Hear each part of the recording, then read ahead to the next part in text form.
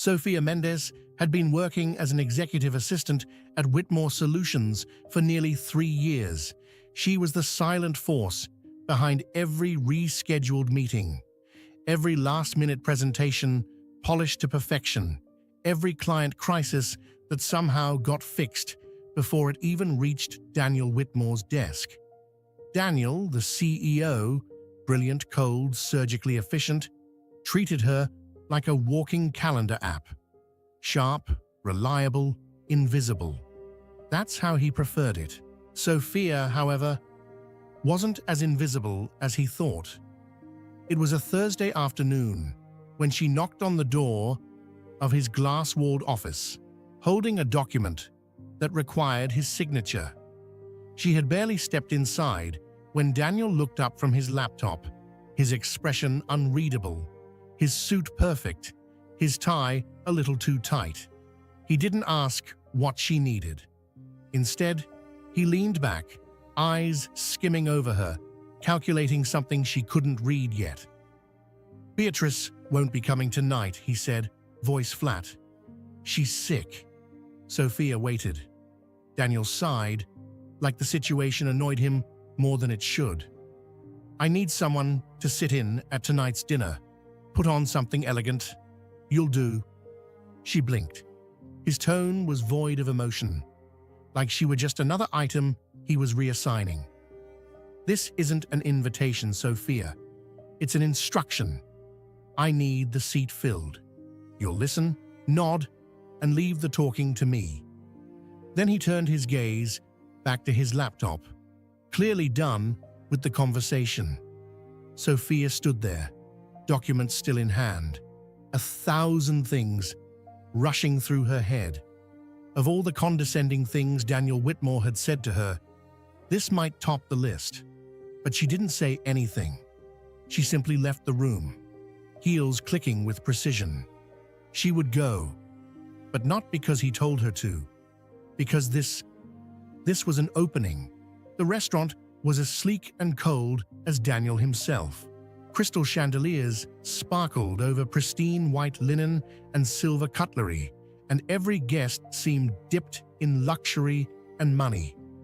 Sophia arrived on time, wearing a deep navy dress that skimmed her curves with elegance and restraint.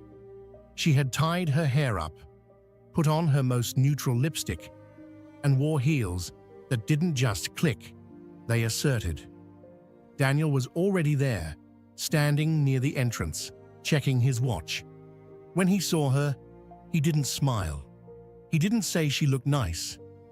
He just gave a tight nod and said, "Let's go," as if she were a device he'd ordered online. They walked to the center of the room, where 4 men in tailored suits and Rolex watches were seated. The investors. Daniel offered a curt handshake to each and then gestured lazily at Sophia. "This is Sophia. She's with me tonight." That was it. No surname, no title, just Sophia. She could have been a date, a secretary, a placeholder. No one important. The men gave polite nods, though their eyes lingered with mild confusion or judgment. Sophia didn't flinch. She sat down, folded her napkin gently on her lap, and listened. The conversation was dry. Numbers, profit margins, expansion proposals. Daniel was in control, sharp and confident, speaking as if the future were already written and he was just reading it aloud. Sophia stayed silent, until one of the men, Mr. Adler, older, tanned, with a smirk that never quite left his face, turned to her. "So, Sophia," he said smoothly, "how do you feel about all this business talk? Not too bored, I hope?" It was condescending, clearly meant to dismiss her. She smiled lightly. "Actually, I find it fascinating," she said. "It's interesting to hear about projections and profitability, but what's more interesting is what kind of leaders are behind the numbers. That tells me more about a company's future than any spreadsheet." The table went quiet for a moment. Adler blinked, amused. Daniel shot her a glance. Sharp, warning, but Adler chuckled. "Well said. The conversation resumed, but now eyes drifted back to Sophia. She had said little, but she had shifted something in the air. Daniel, however, was not amused. Sophia stepped through the door of Daniel's penthouse, heels quiet on the marble floor. He was already inside, coat still on, standing by the window with his back to her. The skyline glimmered behind him, but his reflection in the glass was all sharp lines and cold anger. He turned as she entered. "Come in," he said curtly, not bothering with pleasantries. His voice carried the edge of a storm. Barely held back, Sophia stood tall, composed. "What were you thinking tonight?" Daniel snapped, walking toward his desk, but never sitting. "I asked you to accompany me and stay quiet, not become the center of attention." She took a breath, calm but steady. "I only answered a question, Mr. Whitmore. That's all I did." Daniel's eyes narrowed, his jaw tightening. "You're a secretary, Sophia. You're not paid to offer opinions at business dinners. You overstepped." She held his gaze, though her heart was pounding. "If my presence was so inappropriate, then why did you take me?" He didn't blink. "Because I needed a seat filled. That's all. You were available. It was convenient." Sophia felt the insult land like a slap, but she refused to look away.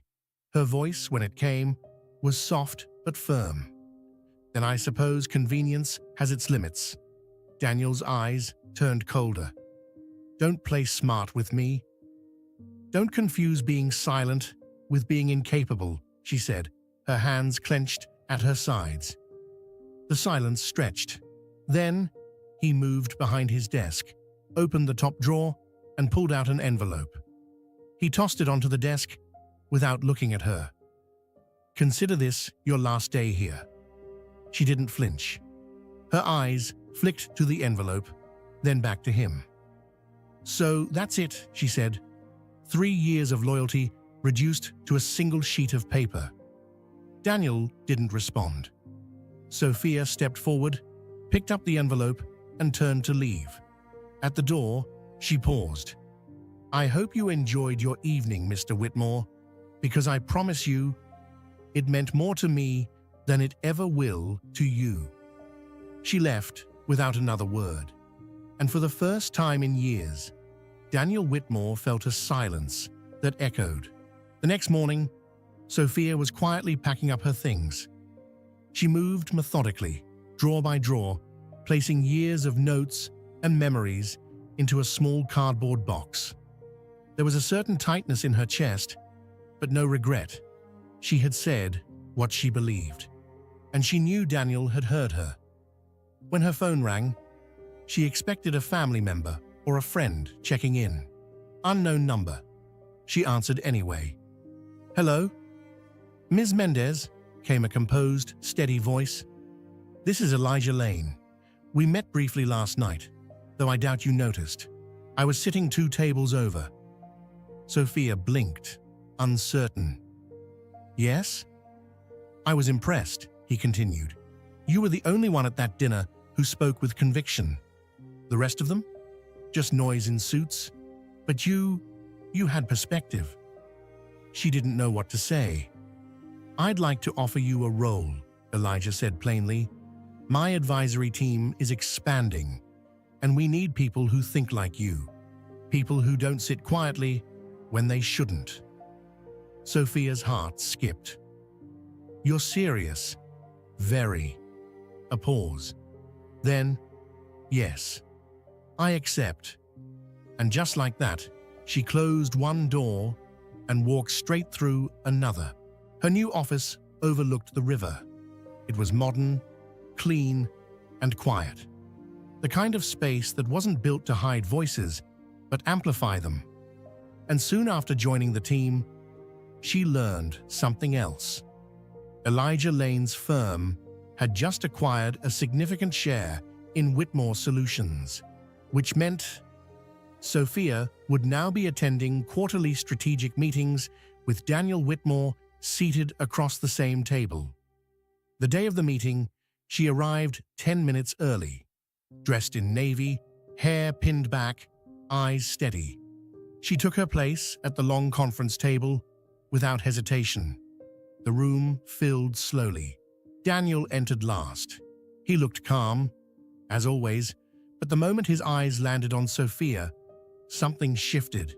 His step faltered, barely, but enough to register. She didn't smile, she didn't flinch. And in that quiet, charged moment, Daniel Whitmore saw something he hadn't noticed before. Sophia Mendez wasn't just present. She belonged. The meeting was supposed to be about integration, market realignment, shared vision. But the moment Daniel stepped into the room and saw Sophia seated among the lead strategists, everything shifted. He had known the firm bought in. What he didn't know, or perhaps refused to believe, was that she would be the one representing them. Sophia sat still, her tablet open, a pen resting lightly between her fingers. She didn't look at him. She didn't need to. The meeting began. Numbers were reviewed, projections discussed, and market conditions debated. Daniel held his ground, but the weight of Sophia's presence pressed into every corner of the room. Midway through, the topic turned to community initiatives and social responsibility. One of the board members, Mr. Jennings, looked directly at Sophia. "Ms. Mendez, your firm has emphasized these initiatives. Could you elaborate on what direction you envision for Whitmore Solutions?" Sophia didn't hesitate. "I believe the company has the reach to create real impact, but that won't happen if decisions continue to prioritize immediate profit over long-term responsibility. Our role is not just to grow, it's to mean something, to people." The room fell into a thoughtful silence. Daniel shifted in his chair. He hadn't expected her to speak. Not like that. Not with confidence. Not with such clarity. He forced a smile. It's easy to speak of values when you haven't been the one carrying the weight of leadership. "Sophia, I'm sure you mean well, but this isn't theory. These are real consequences." Sophia turned to him. Her gaze didn't waver. "And perhaps being close to those consequences is exactly why I'm speaking," she said calmly. "I watch people burn out under your leadership. I was one of them. So yes, I mean what I say." Murmurs moved across the table. Daniel felt the shift. Respect was no longer flowing his way. It was being rerouted to her. Later that day, long after the meeting ended, he sat alone in his office, blinds drawn, light dimmed. He stared at a blank screen for nearly an hour. He had brought her to a dinner to disappear. Now she was at the table, and he was the one no longer seen. Daniel had always prided himself on decisive action. For years, that impulse had been mistaken for vision, boldness, power. But lately, all it had earned him was resistance, pushback, doubt, especially from her, and Daniel Whitmore did not tolerate being doubted. So when an old contact from overseas reached out with an offer, a capital injection in exchange for a minor stake and advisory input, he didn't hesitate. It was exactly what he needed: leverage, movement, a win. And it didn't require Sophia's approval. The contract was signed within 24 hours. The ink barely dried when the announcement circulated. He expected congratulations, relief. What he got instead was the sound of heels clicking across his office floor. Sharp and deliberate, Sophia didn't knock. "You signed a deal without board approval?" she asked, holding a printed copy of the agreement. Daniel closed his laptop slowly. "It was time-sensitive. I made an executive decision." "You made a reckless decision," she replied, placing the paper on his desk. "Do you even know what this investor's agenda is?" "I know he's bringing money," That's more than you've done lately." Her expression didn't change. She didn't flinch. "I've been trying to build something sustainable, Daniel.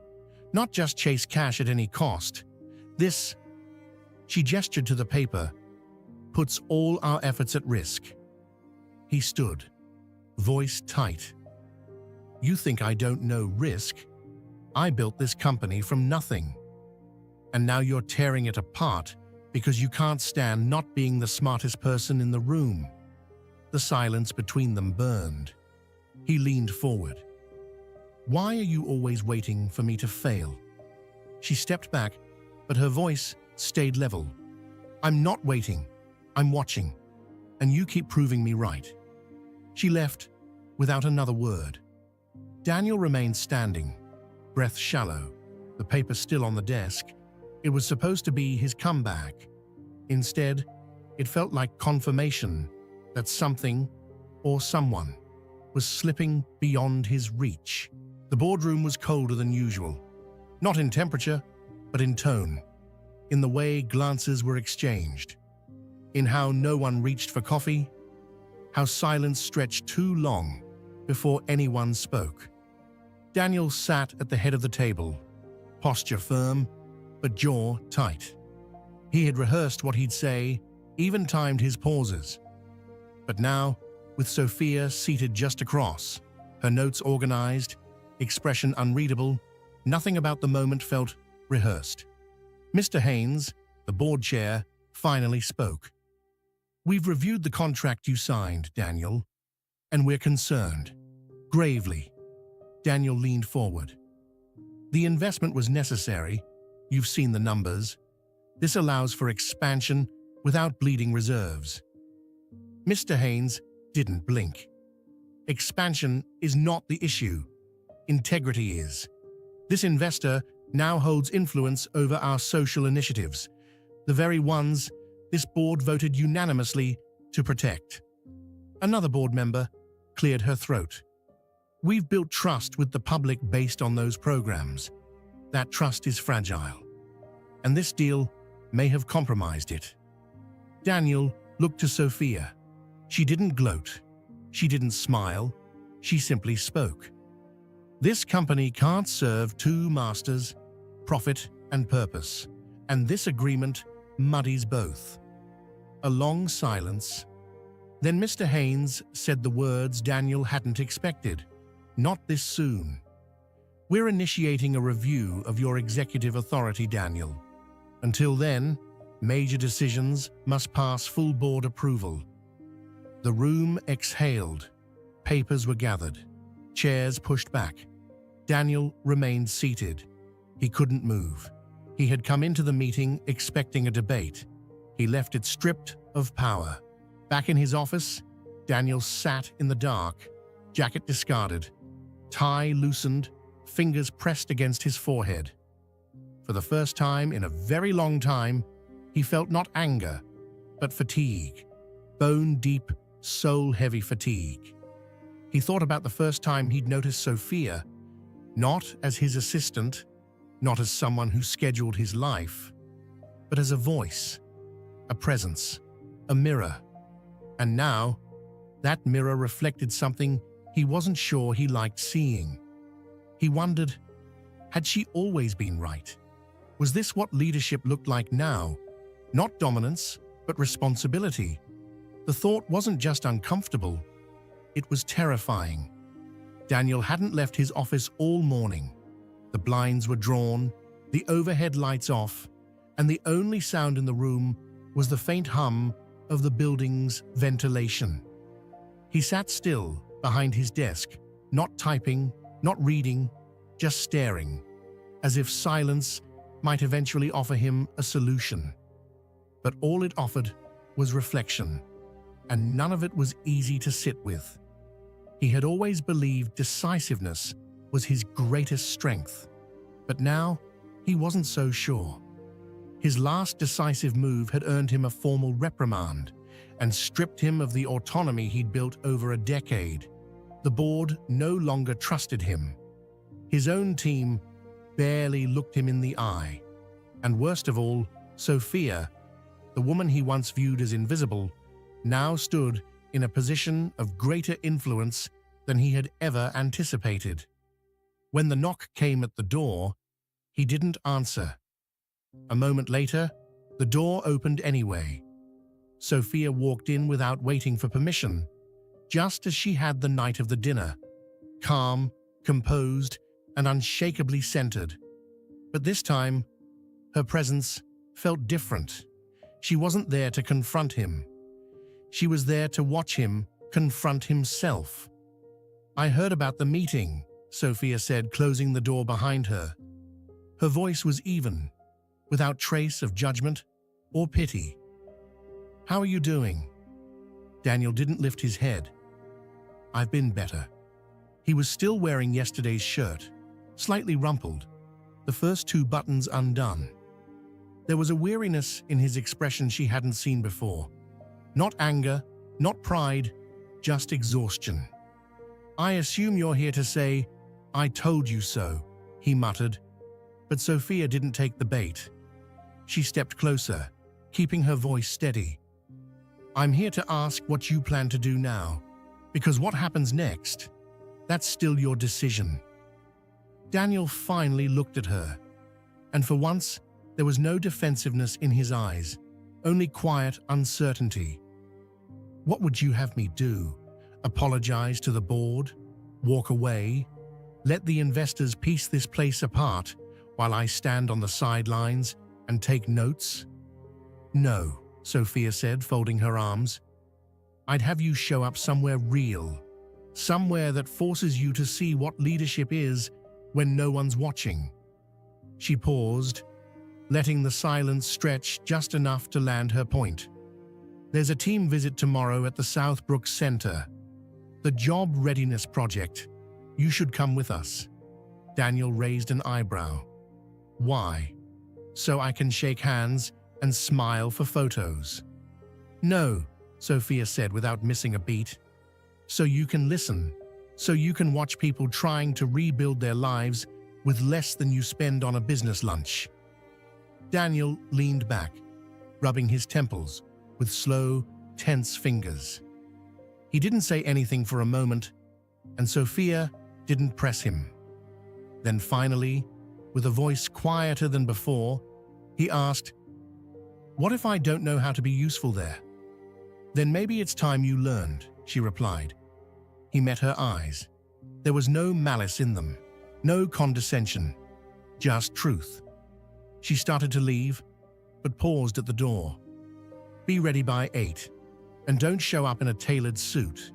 And with that, Sophia walked out, leaving Daniel to stare at the empty space where she had stood, and to face the uncomfortable possibility that maybe, just maybe, she was the only person in the entire building who still believed he could change. Daniel arrived precisely at 8, as instructed. But this time, there was no luxury car, no sharp press suit, no assistant waiting with a clipboard full of appointments.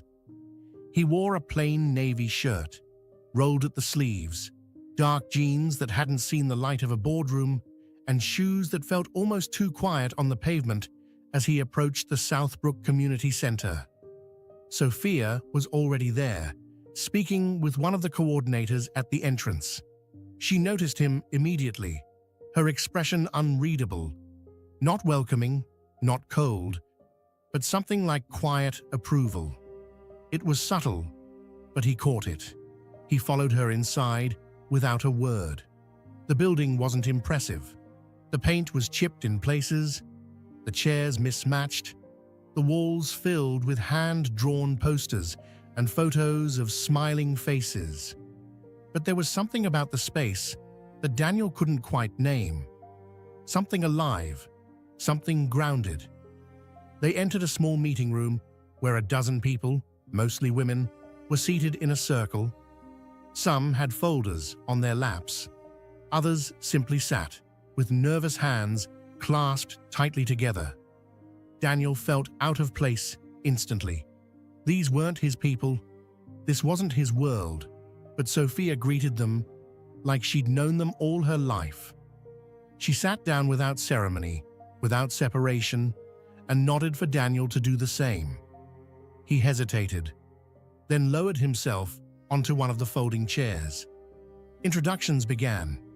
Each woman shared her name and a small piece of why she was there.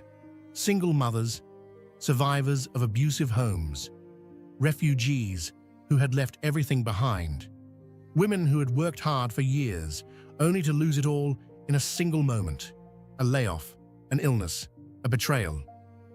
Daniel listened, at first, politely, then intently, then painfully. One woman, Julia, spoke of how she had worked in a factory for 12 years before it shut down. She had 2 kids, no savings, and hadn't been able to get a single interview since. "My confidence was the first thing to go," she said, voice trembling. "I forgot how to speak, like someone who mattered." Daniel's chest tightened. She looked directly at him, not recognizing who he was, and added softly, "I just want to feel like I belong somewhere again." There it was, the thing he couldn't name before. Belonging. That's what lived in this place, and it was something his offices, his boardrooms, his glossy company slogans had never managed to create. When the session ended, Sophia thanked everyone, exchanged a few quiet words with Julia, then turned to Daniel as they stepped into the hallway. "So?" she asked. Daniel leaned against the wall, his voice low. "I don't know what to say." "Then don't say anything," Sophia replied. "Just feel it. Let it stay with you for a while." And it did, all the way home. That night, Daniel sat in his apartment, longer than usual. No TV, no laptop, just the memory of a dozen voices he couldn't ignore. He realized that for all his years building an empire, he had never once stopped to consider how many people were left standing outside the gates. The second visit wasn't planned, not by Daniel anyway. It had been Sophia's idea again, though she hadn't phrased it as a suggestion. Just a short message sent the night before. "There's a follow-up session at Northview tomorrow, 9 a.m. Be there." And somehow, Daniel hadn't questioned it. He had simply rearranged his schedule, shown up, and found himself in a room that felt less foreign than it had the week before. This time, the space was brighter, filled with the sound of quiet conversations and the rustle of printed handouts being passed around. There were more people here, volunteers, staff, and among them, Sophia, seated on a low stool, listening to a young mother describe the job she'd just landed after 3 months in the program. She looked different in this setting. Not in appearance. She wore the same understated blazer, the same neat ponytail, but in presence. There was a warmth around her that Daniel had never seen in the office, a patience, a quiet grace that didn't demand attention but seemed to command respect anyway. He stood still for a moment longer than he should have, just watching. It wasn't attraction. Not exactly. It was admiration. The kind that didn't come easily to a man who had spent years believing respect had to be earned through power or fear. But Sophia, somehow, was respected for neither. She was respected because she showed up, fully, honestly, and without expectation. "Daniel," she said, finally catching his gaze. "Good. You're here." He nodded, stepping toward her, still feeling like a guest in a world that wasn't his. They spent the next hour moving through sessions, quietly observing, occasionally offering a few comments. Daniel spoke less than before, but when he did, it wasn't calculated. It was real. He asked a young participant about her training.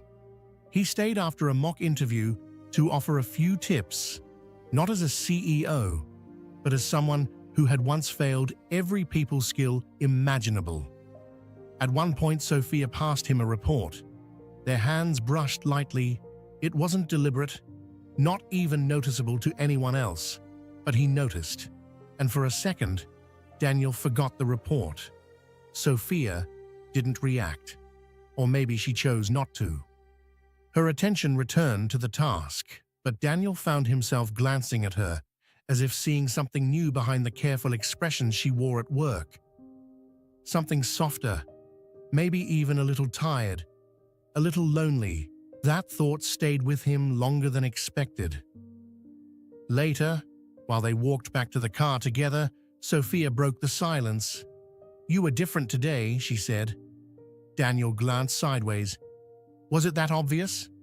"Not obvious," she replied. "Just quieter, less performative, more present." He gave a slight smile, both humbled and stung. "Maybe I'm finally realizing I don't have to perform for everyone. Just myself." "That's a good start," she said, her voice lower now, more personal. "The next step is not performing for yourself either." They reached the car. She opened the passenger door, paused, then added, "You don't always have to be proving something, Daniel." Her eyes met his, and for a second too long, neither of them looked away. Something shifted in that silence, not spoken, not named, but real. He wanted to say something, to ask who she was when she wasn't managing a room, holding everyone together, showing up for causes that didn't show up for her. But he didn't. Not yet.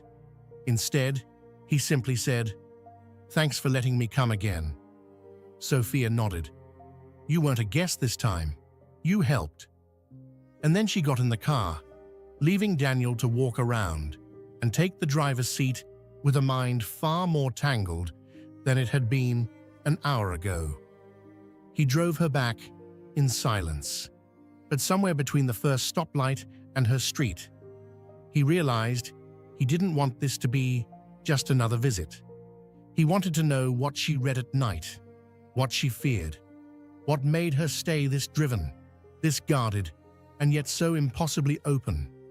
And for the first time in years, Daniel found himself wanting to know a person, not to control them, not to impress them, not to gain anything, but simply to understand them. And that, he knew, was the beginning of something dangerous, or maybe something beautiful. A week later, Daniel skipped the office and stopped by Southbrook early in the morning. This time, he brought coffee, one black, one vanilla. He didn't know which one was Sophia's favorite, but he was determined to find out. If this story moved you even a little, hit that like button and share it with someone who believes in second chances. What do you think happened after that final look? Please drop your thoughts below. And if you want more stories like this, don't forget to subscribe. The next one might just stay with you.